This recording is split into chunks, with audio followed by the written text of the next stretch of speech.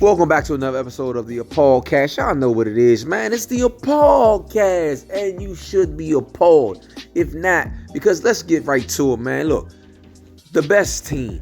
They talk about the best player, but it's really about the best team. And more so, this argument about who the best player is of all time really boils down to how much does a player need?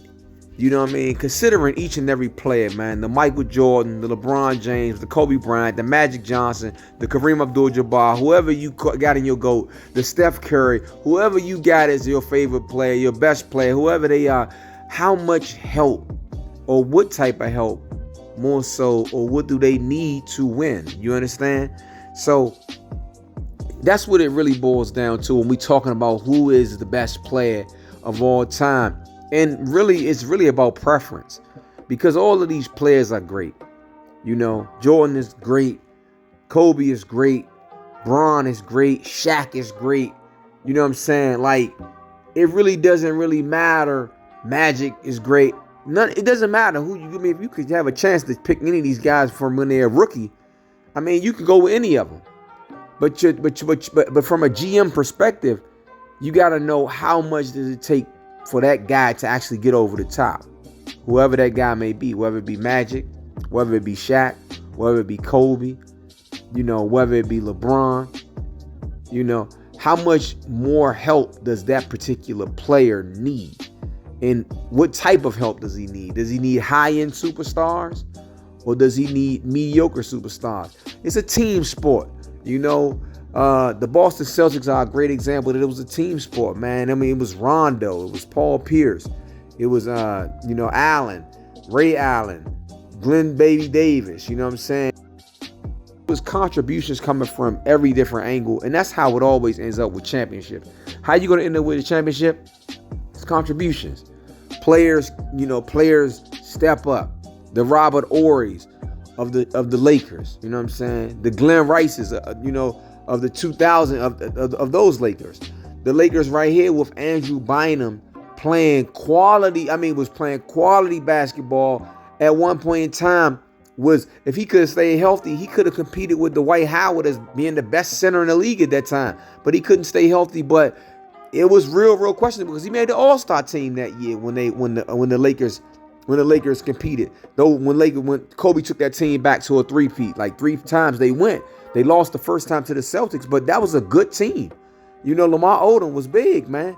So these teams and these players that we talk about, when we really put it in perspective, it's about how much does a certain player need. LeBron, you know, with his trip, LeBron was taking his team to the finals. LeBron could get you to the finals with those Cleveland teams, but he couldn't get over the hump, though. You know, basically, he couldn't get over the hump, you know, Eastern Conference Finals or in the finals without another premier superstar to his level. You know, that's how I view it anyway with Dwayne Wade. And that's the honest truth. That's not that's not a knock on LeBron, but that's what LeBron does. LeBron can get you all the way there, but you need somebody to take it home possibly. With the Cleveland Cavaliers that year in the finals, I think Kyrie Irving was averaging like 26 or 27 points a game.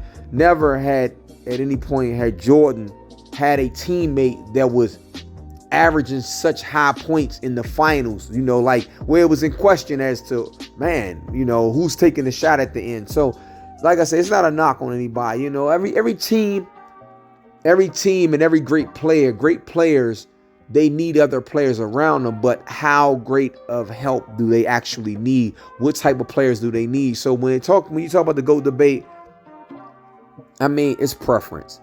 I mean, for real, when you talk about who's the greatest player, who you like the best, who's the best player to you, it's all about preference, man. What you need, you know, like, what do you need? This is 2016, Bron right here. Look at that. Bron was averaging 26 points a game, and Kyrie was averaging 25 points a game. That's your co-star. But look, this team right here, Golden State, with Steph Curry and Kevin Durant, this was overkill. This was overkill right here. So this was these two guys, they eliminated each other these 2 years. No one could determine and say, oh, this person was so great and this person was so much greater than that person, because they were out of the MVP conversations and everything. Kevin Durant And Steph Curry that year were out of all conversations. You know what I'm saying? Like, but I mean, man, greatness is what you overcome. That's the way you define greatness for me. It's going to always be defined by what obstacles you overcome, and not about just saying, oh, I got it done. Because it's not about how you got it done. I mean, it's not about getting it done. It's about more so how you got it done. And that's right there. That's for the viewership. Everybody knows the story and knows the path. That's why we gave so much credit to Giannis when he won most recently. So, hey, man, tell me what you think in the comments.